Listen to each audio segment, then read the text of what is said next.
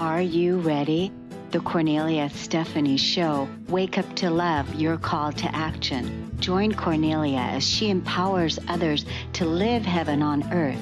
Cornelia teaches listeners how to be the authority over yourself, embracing your inner guru. Feel yourself uplifted into limitless expansion, integrating ease and grace in a changing world. This show will cover topics such as unconditional love, your physical body, how to be in extraordinary relationships, create financial and emotional wealth, embracing entrepreneurship in the new earth.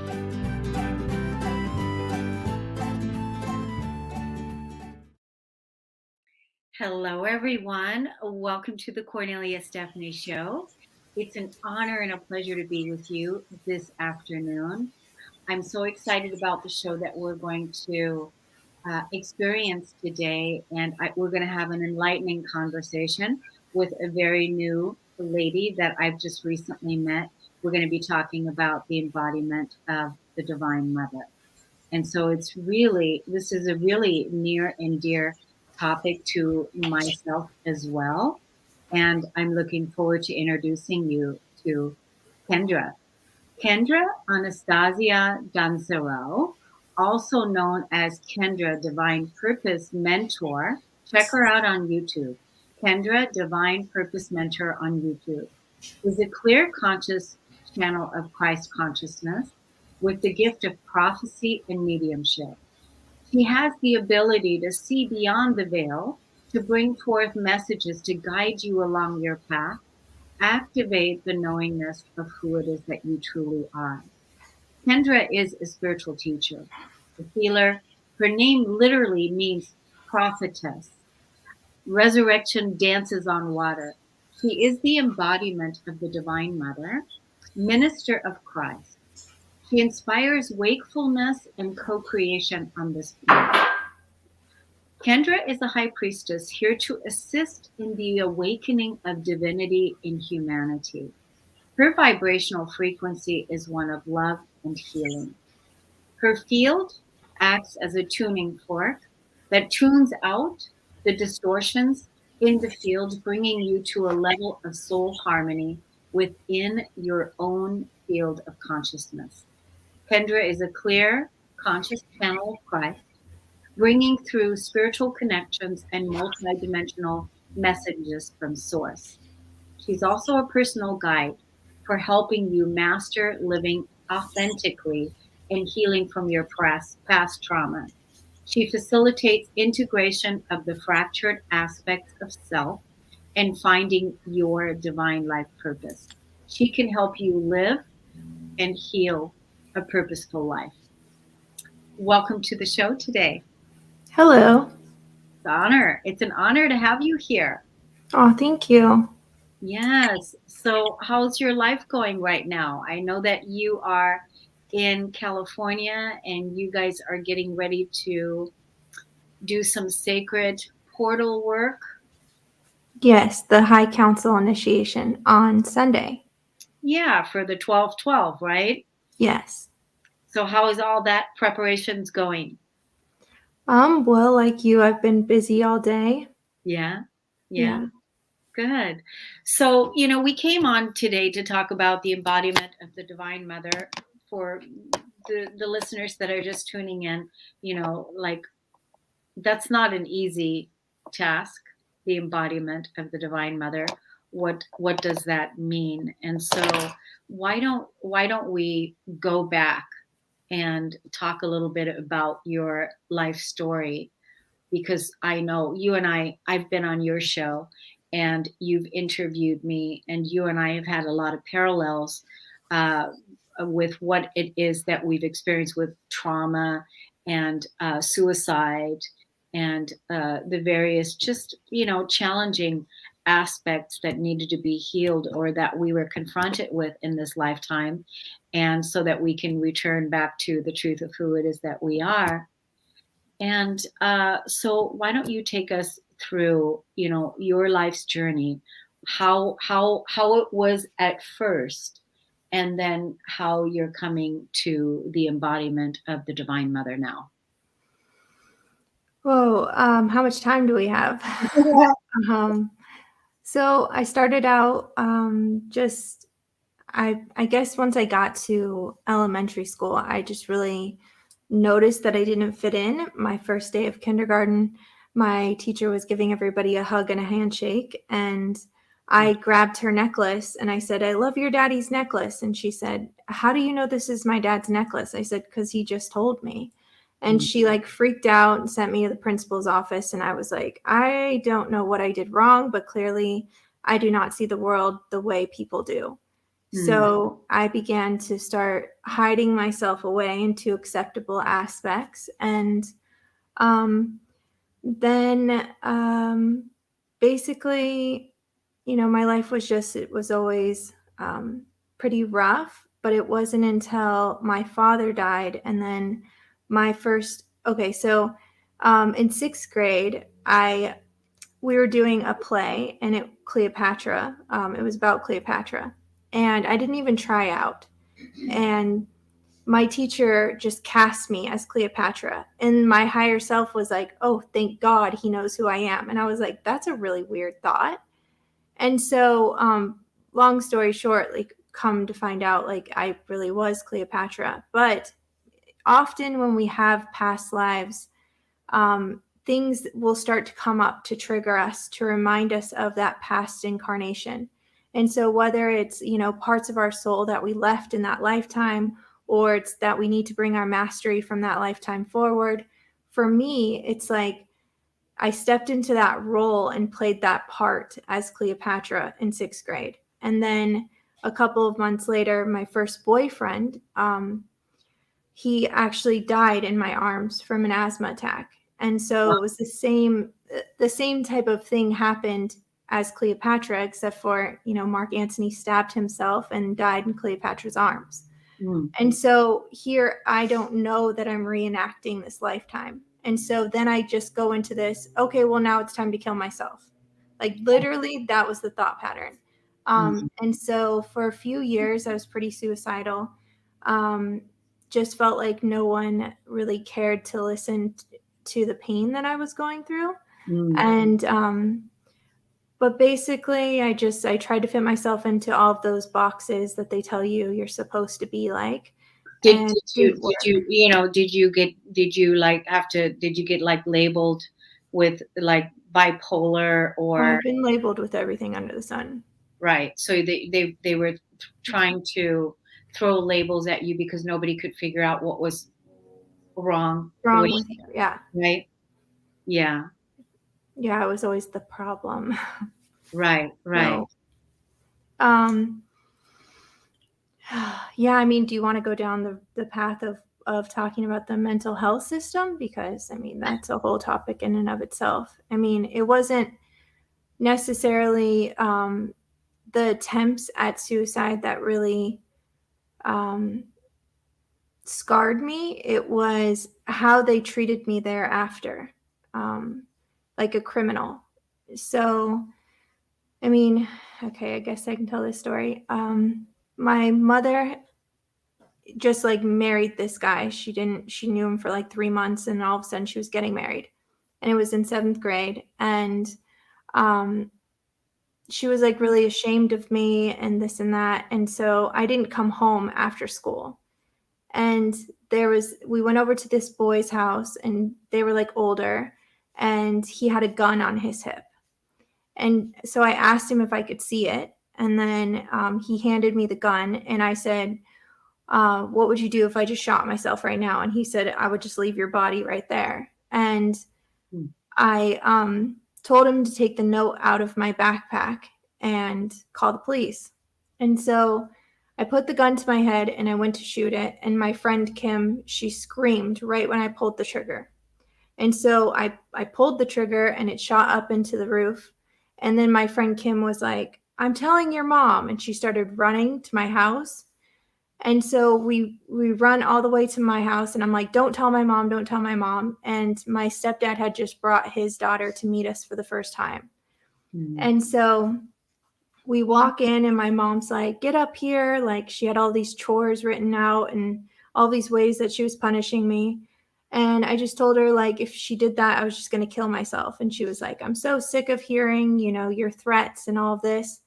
And I said, ask Kim. I just literally had a gun to my head. And if she hadn't screamed, I would be dead right now.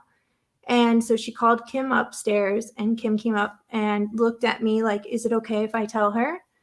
And as soon as she started to tell her what happened, blood started to drip down into my eye. And that's when I realized that the bullet did graze my head when it went up into the roof. And I guess it was just the adrenaline or the heat from the bullet or what, but it didn't start bleeding until that moment. And then my mom turned around and saw the blood, and she started screaming, and I ran into my room. And the rest was just like really dizzy emotions. And then the police came and knocked down my door and took me in handcuffs to a hospital where they forcefully drugged me and held me against my will. And of course, I was only 13 years old, so there was nothing I could do. But that part of it was the most traumatizing thing. Yeah.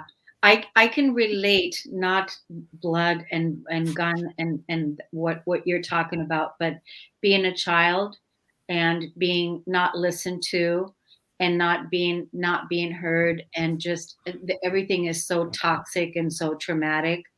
And it sounds to me too like you, as an empath, whether you were picking up the emotions from the past life that you were acting out, or the people that were around you, whether you were absorbing their emotions, to have these suicidal thoughts, and that nobody was really listening to you. I know that's like so hard to to deal with that. And it's a miracle that you're still here. It is. It truly is.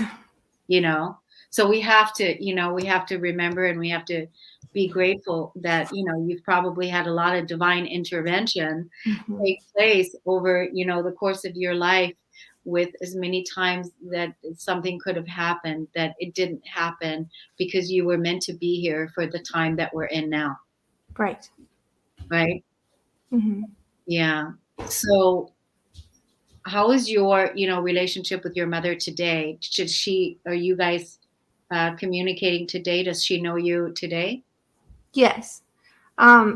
So once I took the role of being the mother in the family, me and my mother get along great. And since I've gone on my healing journey, and that healing work that I do heals your DNA lineage. So yeah, we have a great relationship now. I mean, I have to set really strong boundaries with her when she I call it gets in devil energy, because she has a tendency to swing in that energy, and I just have to I can't allow her to pull me.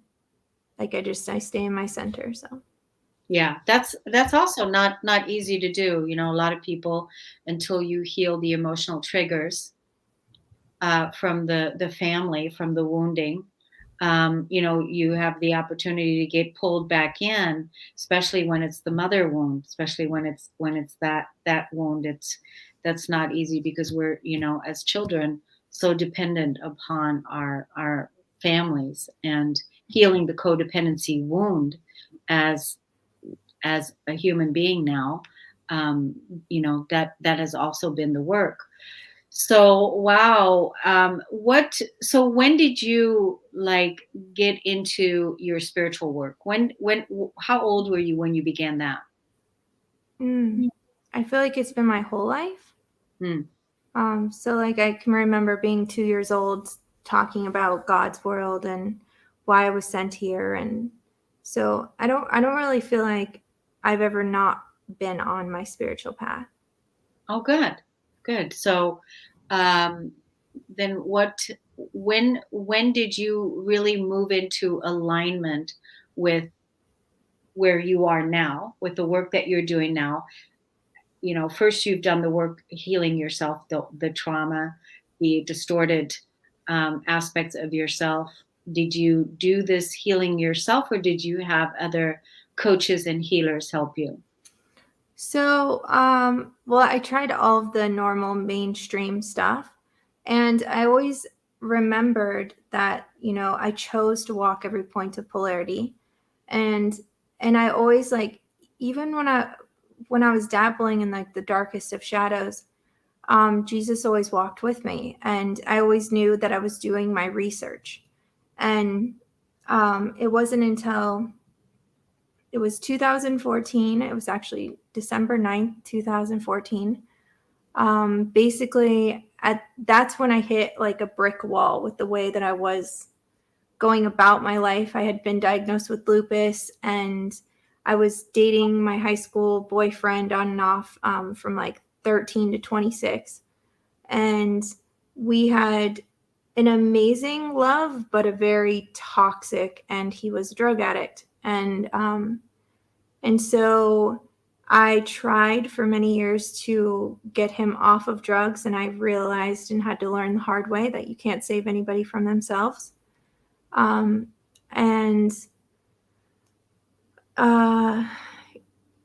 so he broke into my house and stole my vehicle after I tried to break up with him. And he wrecked my vehicle. And then when I called the police for help, he beat me until I was unconscious. And then when the police got there, they actually arrested me and took me to jail for 9 days and left him in my house. And so when I got out of the house, I had owned my house, but because my grandmother had just died and the house was in her name and my name, we had put it into my mom's name. And my mom was like at her wit's end. She didn't know how to help me, and she just felt like I was going to die. And so she put my house up for sale. So I had no vehicle, no boyfriend, obviously. My grandmother, who was the one person that I felt like loved me no matter what and always bailed me out. After losing her, I lost my daughter. I lost everything. And so when I got out of jail, it was right before my birthday and Christmas. What year? 2014. And I literally slept in a Walmart bathroom on my birthday and Christmas, was homeless. And it was at that moment, and my nose was broken, so I looked horrendous. And I got to realize like how people get treated when people just treat them like they're ugly and they don't care about them. And so that was my wake-up call. That was when Source said, you can no longer pass go on the road that you've been on. You must change your life, or your time here on this planet is over. And so it was at that point that I just put down everything in my old life. Obviously, like I really didn't have a choice. And I started to rebuild. And it was August. It was like the summertime of 2015 when I had my Kundalini awakening, and I couldn't sleep or eat anything for 40 days and 40 nights. And I was just shaking.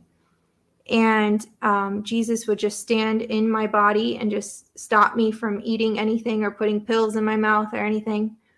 And then at the end of that, I humbled myself down and I asked God for guidance because I just wanted to go to sleep. I was going crazy. And he said, float in an Epsom salt bath with your head underneath water until the thoughts stop.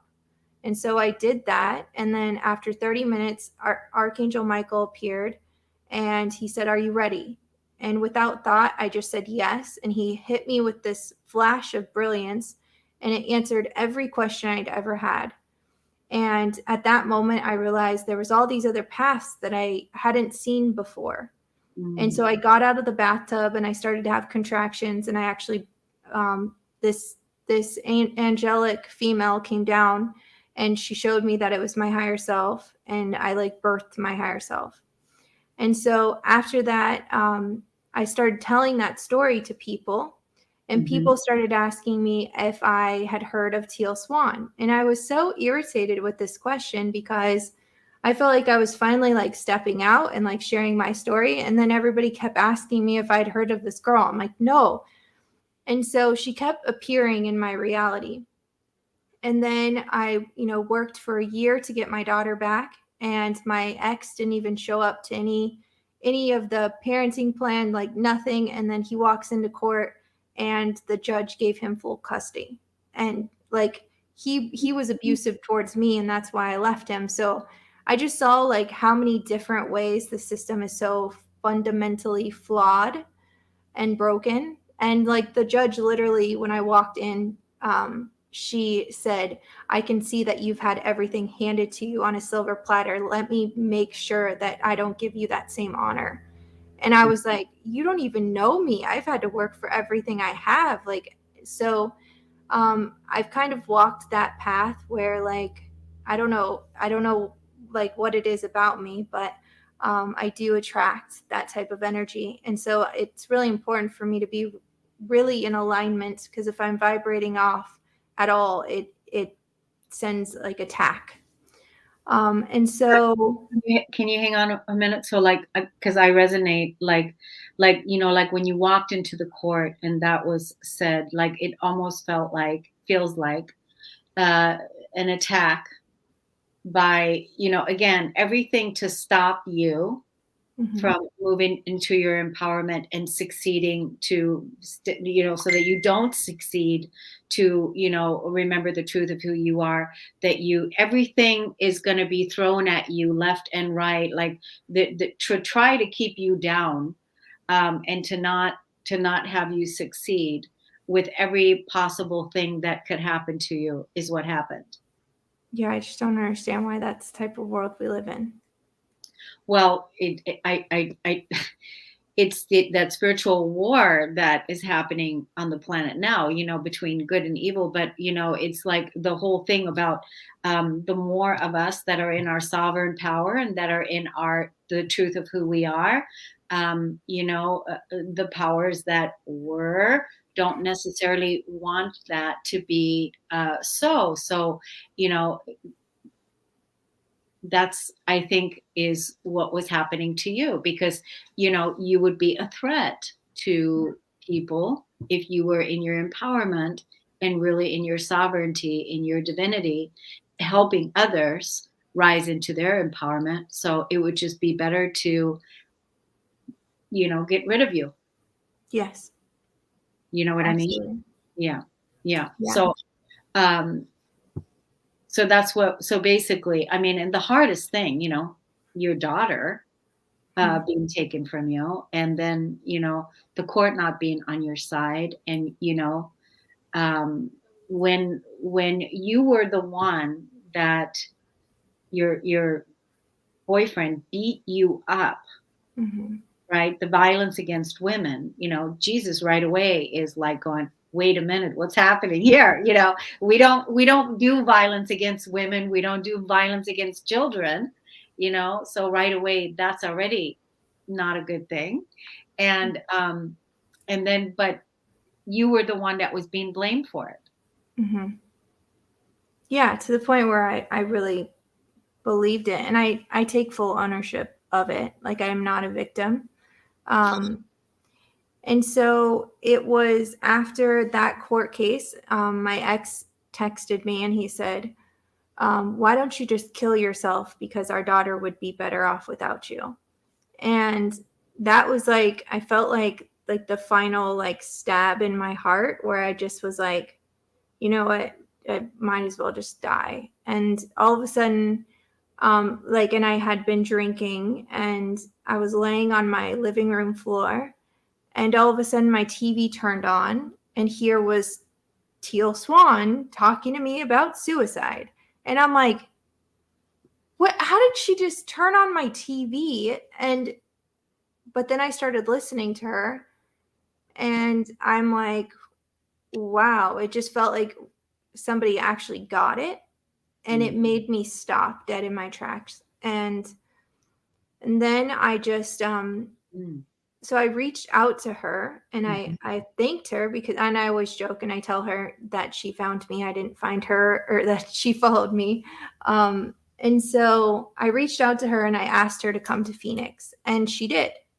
And so after that, I mean, I really started my journey with her completion process and just getting to know her. And she was so loving and brought me into the tribe. And it felt like, oh my God, like I can actually be myself, and it's not going to get me crucified, you know?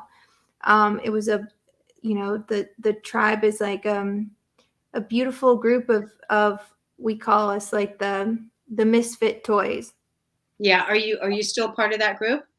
Of course. Yeah. I think I'll always I I will always like just associate that's where my awakening started, or Yeah. my first spiritual family. And so from that point, I really wanted to work for Teal, and she would tell me, no, Kendra, because like, what's that going to look like in a couple of months? Like, she would always tell me, you're supposed to be doing the work that I do. And so if you come and work for me, then eventually you'll hate me. And she didn't want that. So she interviewed Yvette Rose, or she was on like a mutual interview, like they're both being interviewed. And I guess I added Yvette at that point, but I didn't remember it. And so I started doing readings, and I just got the name Yvette Rose. And so I saw that she had just posted in one of our mutual groups. So I sent her the reading that I had just got. And then after that, like I just started working with her as like her personal psychic. And then one day, like I was super triggered, and she said, you'd really benefit from a healing session. And I was like, oh, yeah, when and where? And so we did a healing session. And she said at the end of it, she was pulling me out, and she said, there's about a 20% chance that your mom's going to feel the work that we did here today, but there's like an 80% chance she might not. And I'm like, my mom? I don't remember talking about my mom. And then so the next day, because I've experienced a lot of physical abuse in my life. And so when you experience physical abuse, when you experience any kind of abuse, but physical abuse, it leaves a trauma imprint. And so even when the bruises come up and they're healed, there's still something in your DNA that needs to be unlocked so it can heal. And so the next day I was covered head to toe in bruises. And I was like, what in the heck? Like it looked like I had been run over by a car. And so it was 7 days from my integration. And 15 days later, my mom called me and she said, I don't know what just happened, but I feel like I've been asleep for 15 years and I just woke up and I quit my job and I started my own company and it's all because of you. And I was like, what? Wow. And so I called Yvette and I was like, I don't know what you did, but you're magic and I need to learn everything from you now. So I feel like working with Yvette and learning metaphysical anatomy is really, and completion process is really where my healing journey started. And so that it really just empowered me. And then so basically after my healing session with Yvette, everything in my life started to shift. And so soon I was like let go from working for Samsung. And so starting my business was more so like it has to succeed, because I was living in Utah at the time and I didn't have anybody to watch my daughter, because I had finally gotten full custody of my daughter and we ran to Utah where I didn't know anybody. And in Utah, they don't really care if you're a single parent. So if you don't have somebody to watch your child after 5 p.m., then you need to pay $50 an hour. So like I really had to figure out how to make my business work. And so that's where I started. Yeah. So, and this was, what year was that? It was the end of 2015. So the end of 2015. So since that time, with your healing journey, your Kundalini awakening, your getting your full custody back, the Utah life. So that's when you started building your business. And the business is the Divine Mentor.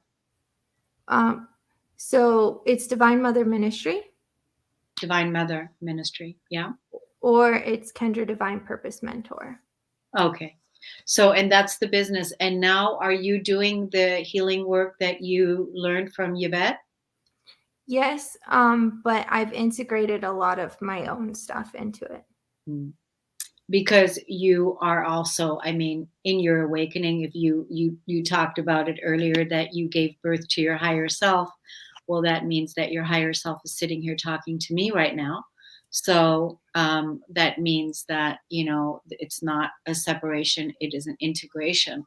So that means that you do remember some of your gifts from your that Right. what you brought with you from other lives. And so not only that was the work that you did with Yvette and Teal's work, and then adding your own into it too.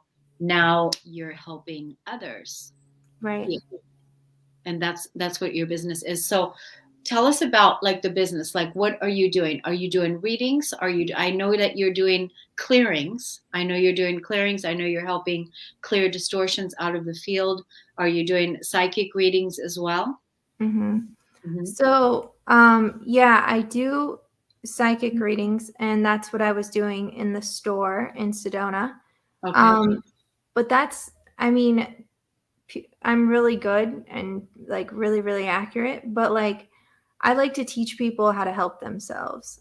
And Mm. so I get that not everyone has all of their clairs on, but I can teach you how to listen to your own guidance. And so I teach people how to listen to their own guidance. I help them complete their trauma, and um, then I also have my courses where I literally teach you everything that I've learned. And yeah. So what when you're doing the readings, what's the source you use? Do you use the tarot, or do you have other oracle cards that you use for your readings, or what do you have I have a deck that you designed yourself? I have lots of cards. Okay. Um, but I just go to Christ. Okay, so you So I never like knew how to read tarot cards. I'm not great reading tarot cards because like the pictures, they don't make sense to me. Like Teal created her frequency tarot, and that was the first deck of cards that I ever like really connected with. Um, and I will eventually create my own deck. But more so, yeah, I go to Christ consciousness. I've done a lot of events where just working with people, and because of the different types of readings I do, it's like I'm channeling somebody's higher self, and then somebody's just like lost a loved one to suicide. And it's like if you're going to go up and down in all those dimensions, it can be very taxing on your nervous system. So I just stay in Christ consciousness, and that's why normally when I'm up there, people walk into the field. I mean, even like the Lyft driver the other day, I'm just in Christ consciousness, and he walks into my field and he just starts crying. He's Mhm. like, "Why am I crying?" And I just gave him a hug.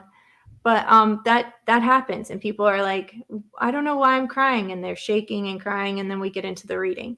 And that's just what I've been shown that is needed, because there's so much stuck in people's fields.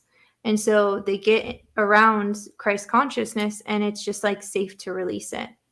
Yeah, and it's such a warmth of love. It's such a beautiful presence that it just melts and brings puts people at ease. So, Right. you know, I mean, so if you're talking about Christ consciousness, you know, being in the space of the Christ consciousness, or the Divine Mother, tell us about that. Well, which part? The Divine Mother. So, like, just tell you about it, or like, what is it for me, or? Yeah, like, you know, because we talked about this being this is the walk of the Divine Mother. This is your walk. This is, you Mhm. know, bringing the Divine Mother back to earth, you know, physical embodiment. And so how does that look? What does that mean? So for me, my personal walk is like I was one of the very first creators on this planet, and we always come when we're ending one era and changing into another. And so, like, the end is the beginning is the end. And so, like, I've been here many times in the beginning and the end of different eras. And now I'm here, and it was my walk this lifetime to completely forget. No, I always knew what I came here for, but I forgot who I was. So we all take on parts of amnesia in order to go through the veil. And so for me, it's that I've walked, I guess I've kind of always walked as a divine mother or a mother. And yeah, it's really a choice. I feel like it's a choice to take on the consciousness of Christ. And as the divine mother, I'm here to love all that lives. It's to love the hell out of all of them, to see us all as one. And that's put me in some crazy situations. And just like you were talking about Trump the other day. And so when Trump originally got elected, like I was really upset because I was the one that was like, are you guys seriously going to put like a reality TV person in our office? Like, and people thought I was crazy because I could see this coming. And so I made Trump my forgiveness partner for his whole term. And it was my walk to try to see the Christ in him, to try to see myself in him. And it wasn't until the whole thing hit where Trump said, we got to stop fighting one another. And he got all of the leaders of the world into one room.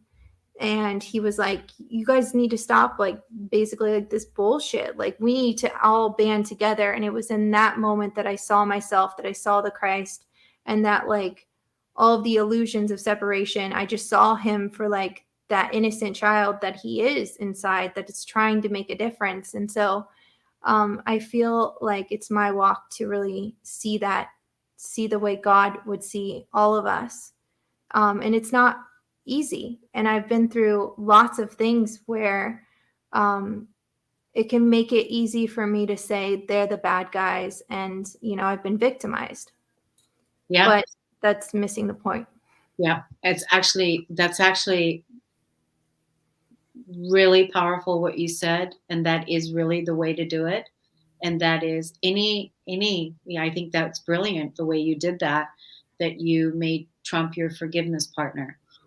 You made Trump the person that you're going to see the Christ in him.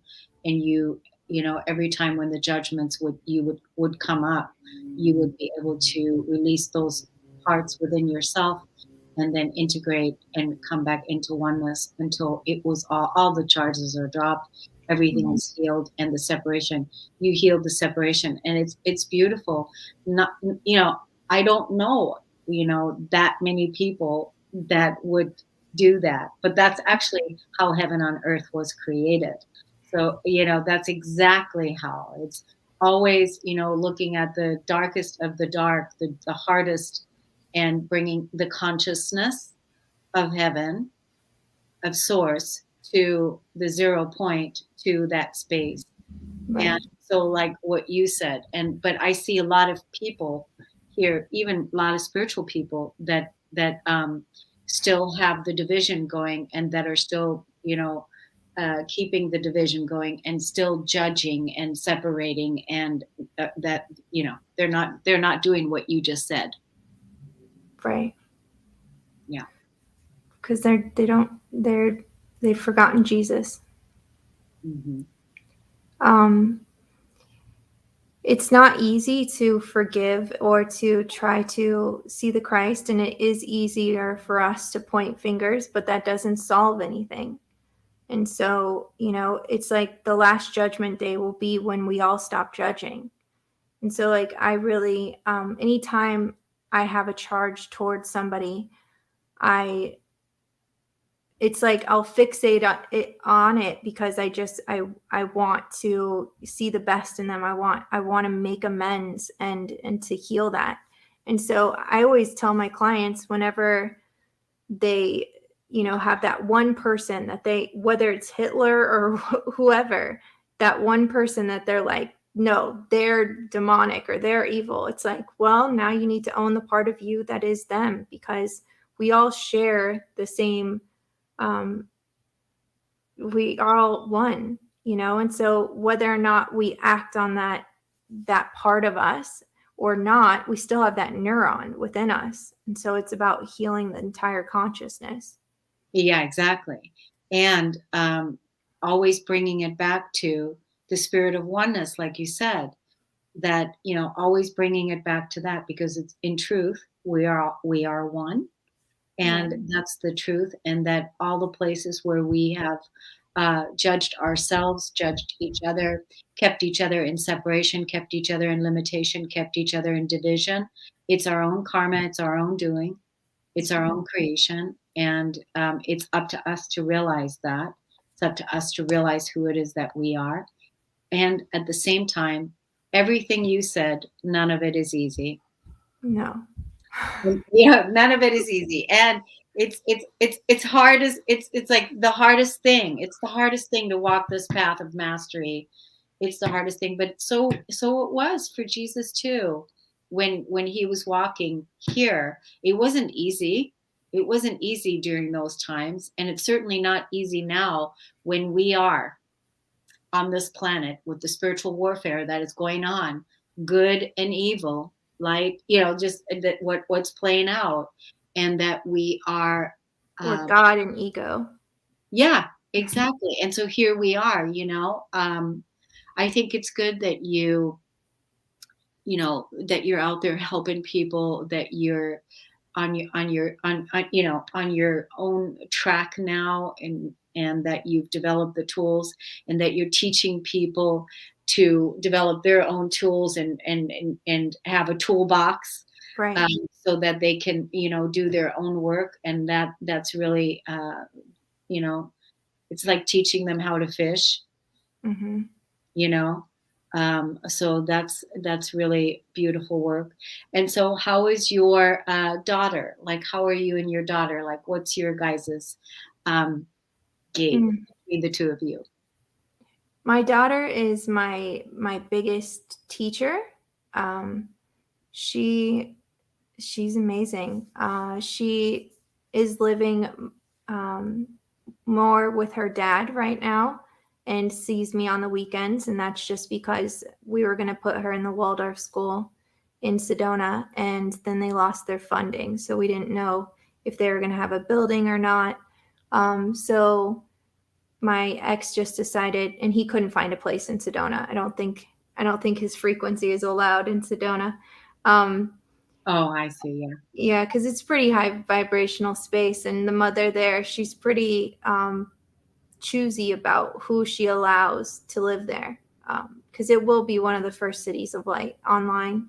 So people really need to be in alignment with working towards the greater good living there, or I just literally see them getting booted out. Like they get booted out so quickly. And so, yeah, me and my daughter, we're amazing, and she's my little navigator, and she says that she had to come into this lifetime because I was getting very distracted. So, but she says she remembers starting out this planet with me in Lumeria, and when I ascended, when the water went over me, and I was asked, "Do you want to be a mermaid or do you want ascension?" And I said ascension. A part of me stayed in this world. It was like the lower half of me stayed in this world, and then the rest of me ascended to the spirit realm. And my daughter went to Atlantis because she said she wanted to experience food. And so, and she still remembers this. And so she came back, and she feels very like ascended master. Like she's not, she's just playing the game, you know? But then she's also like human, and I have to remember that she's a child and You're not the like, yeah, yeah, yeah. How old is she now? 11. Yeah, that's got to be like a really, like I've often thought about that. You know, like how would it be an awakened mother, an awakened woman, Mm. with a child, and you're fully aware of your gifts. You're fully supporting your child's gifts, how great that is to have that type of an experience. And, She told me the other day, she said, Mom, I'm so lucky to have you as a mom. And I just like started crying. But yeah, she does say that she knows that she's very lucky. And I don't look at it like that. I think I got lucky with her. Yeah. yeah, Because I don't really know. Like, she's the one that literally, we went to Sedona. She was 18 months old, and I wasn't sure about the energy in this one store, but me and my aunt went in there to look at jewelry. But they had some like tarot cards and stuff, and I was in that unawakened state of like when I would experience powerful energy, I thought it was bad. You know, I was like, "Ooh, what is this? It's really a lot." And so there was parts of the store that I was afraid of. And so I asked her father to keep her outside because I wasn't sure about the energy. And she's 18 months old. And she's waiting. She's looking through the window and she's waiting until I'm busy doing something. And this woman opens the door and she goes running in the store back to the tarot cards, grabs this deck of angel cards. And she's like, Mommy, I know I'm not supposed to be in here, but can I please have these cards? Thank you. And she runs out. oh my God. And so that was like my first introduction into oracle cards. And I was like, angel oracle cards. I had no idea what they were. And she had never asked me for anything. She was 18 months old. She had never asked me for anything. And so I felt like it was significant. So I bought them and then I read the book on the way home to see, like, to make sure that they're okay. And then we get home and she straight pulls the cards out, does a full spread. And then every single time she would not be looking at the cards and she would hand me, she would say, Mommy, this is your card. And it would say Divine Mother, Unconditional Love. Like, she would hand me this card every single time. And she still has those cards to this day. So, I mean, she's such a gift. Yeah. She And it's really so is. cute that she says, I'm so lucky. I mean, that's just the cutest thing. This is a great story. I love hearing that story. I love the connection that you and her have. And it's going to be wonderful to see what you two are going to create in the new earth together and how you're evolving together and how that's all going to be. Um, what do you think would have happened when, when God said to you, uh, align, straighten up, or leave? What what what was that? Like, was your daughter already born then or not? Yeah. She was already? Yeah. Yeah. Um, yeah. And I also feel like because of the amount of love that me and my daughter had since moment one, it was like, because like it's funny because her frequency was so different than mine. Being pregnant, I was sick the entire pregnancy, like to the point where I thought I was like dying. And they kept telling me she wasn't gaining weight, so I needed to eat more. And so I ended up gaining 85 pounds, and she still came out 6 pounds, 2 ounces. Oh my God. And I was due July 13th, and they let me go until August 3rd. And so after 3.5 days of labor, I was induced, and I was waiting to get the epidural because, I was waiting for it to be super painful. And every time I started to have a contraction, I would go into the bathroom and I was having orgasms. I was like, I'm waiting for the pain to start, right? And so, and I didn't want to do it in front of my mom. That would be weird. So, then it's like it's getting down to the third day and like the amniotic fluid is almost completely drained out. And there was this woman who was next door who had like a 13-year-old and she was wearing like a leather jacket. She kept going outside to smoke. She looked hardcore and she started screaming bloody murder. And as soon as she started screaming, I was like, oh no, I can't do it. And then the monitor started going off and they put me on oxygen. And the doctor comes in, and I don't know where he had been. He hadn't checked me for a long time. And he checks me and he's like, oh, we're going to have to take her for emergency C-section. I'm sorry, we're not going to have any time to give you an epidural or any medication. So you're going to have to meditate. I think he said meditate or something, like he said, you're going to have to just breathe. And all of a sudden my brain just did this like search find, and I started playing this Oprah episode in my head, which I don't even know if I had ever watched, where she was talking and showing that meditation was more effective than painkillers. And so like I just remember like being inside of my brain and just like, okay, I'm just going to go to this space. I'd never meditated in my life. And Wow. so yeah, I meditated through a C-section so that she could come out completely unmedicated. But that was not my intention. My intention was to have every drug possible, but I was waiting for it to be painful. Because I didn't want it to like run out by the time, it was time. And so when they pulled her out and she was crying and they brought her around to look at me, it was making eye contact with her, and instantly she stopped crying. And it was at that moment that I realized, oh, wow, you really can see a soul through your eyes. Because I knew for a fact that I knew her.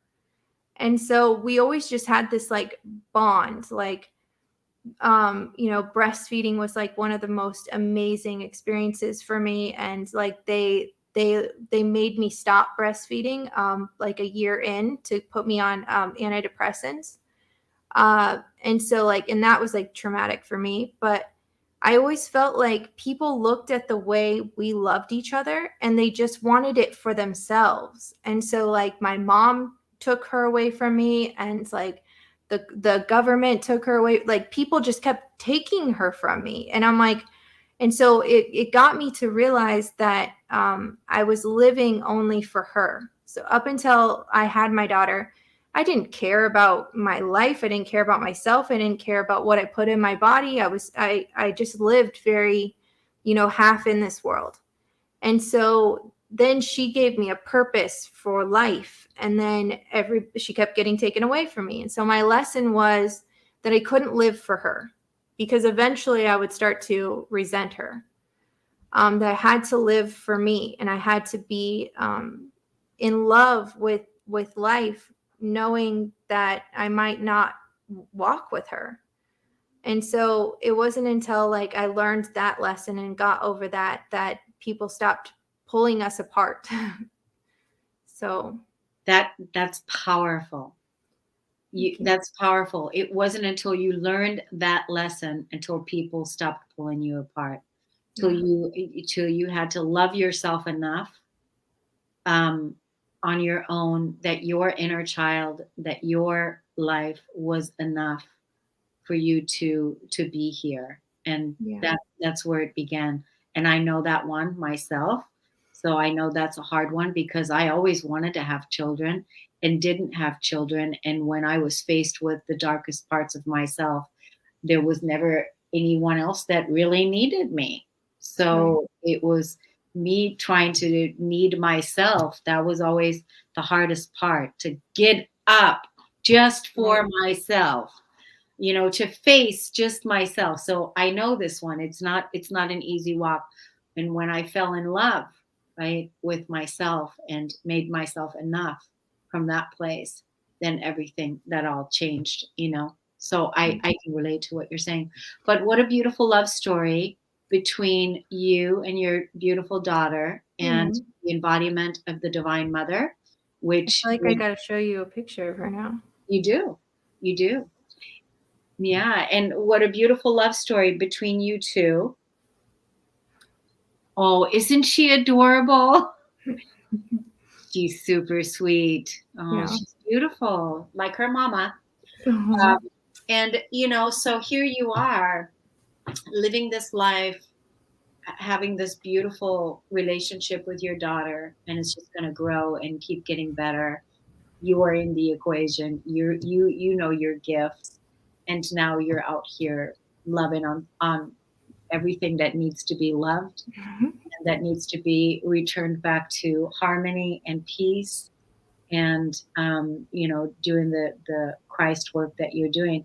So let's tell the audience again where they can find your work. You've got your YouTube channel, you've got your website, like courses that you're doing, and then I also want to let everybody know about your event that's coming up on 12/12 as well. So Yeah, absolutely. So if you go to my YouTube channel, Jesus has been putting me out there since 2017, and I have like probably 1,000 videos.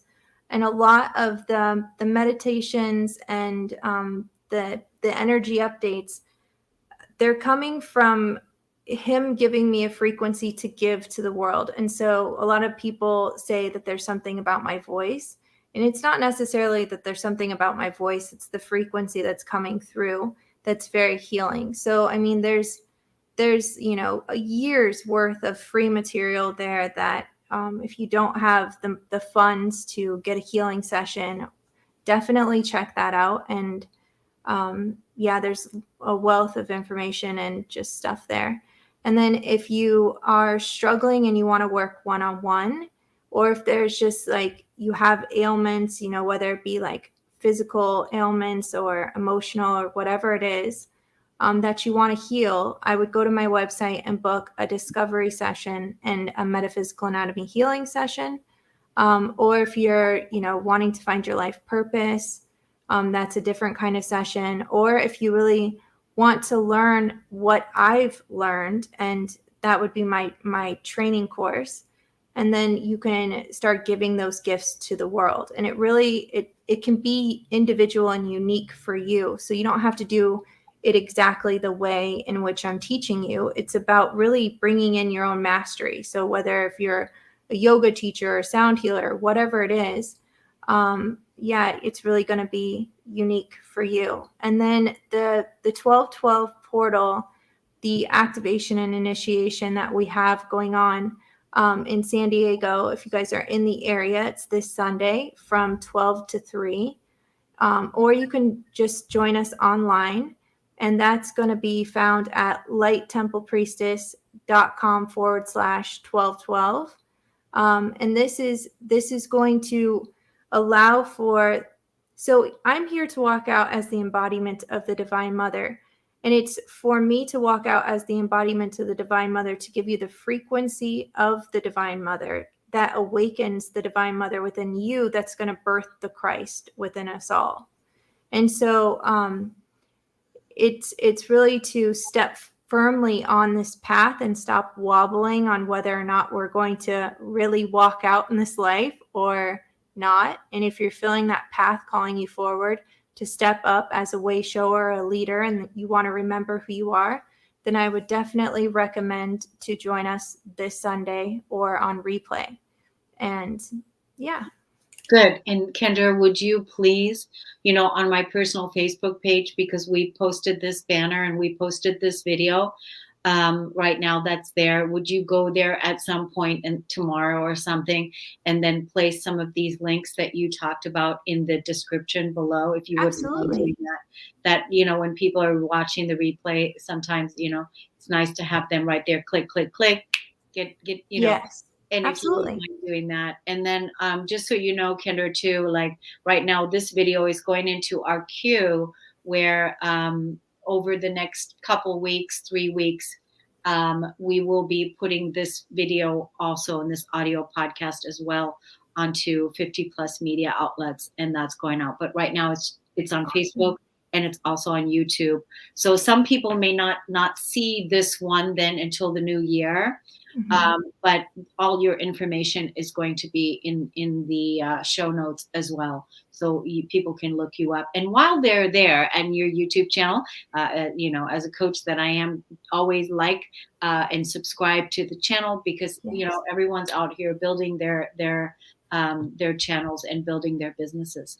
So I so much looked forward to today, and I'm so glad that we had this talk and that you shared with us and that you're coming out to the world and sharing more about, the embodiment of the Divine Mother, very close and dear to my heart as well. So thank you for your good service. Oh, thank you. Yes. Thank you, everybody, for listening and tuning in. And we're going to see you all again next time. And thank you, Kendra, DivinePurposeMentor.com.